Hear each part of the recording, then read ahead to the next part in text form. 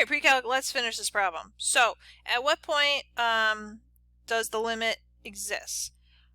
So what's going to happen is, remember, we're only going between negative pi and pi.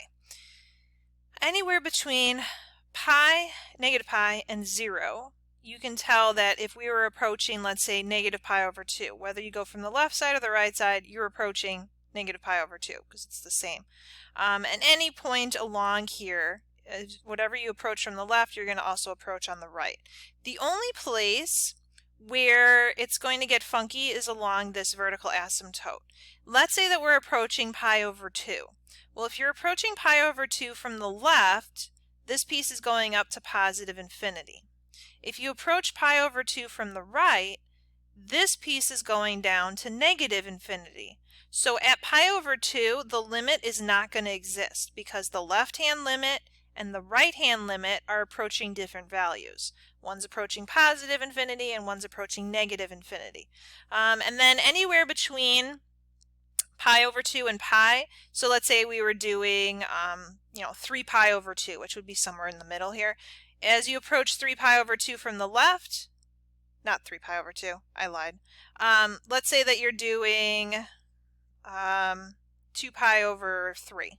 All right, 2 pi over 3 is going to be somewhere in the middle here. 2 pi over 3, whether you're approaching it from the left or to the right, you're going to approach the same y value.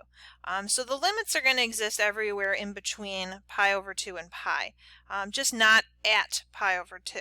So where does the limit exist? All right, the limit is going to exist at negative pi over 2 all the way to pi over 2, but not actually including pi over 2. Okay. Union anywhere from pi over 2 to pi, and again, we're not including pi over 2. All right, and we're not going to include the ends either because you have to look at the ends. If you look at negative pi, there's only going to be a right-handed limit. There is no left-handed limit because there is no left side of the graph.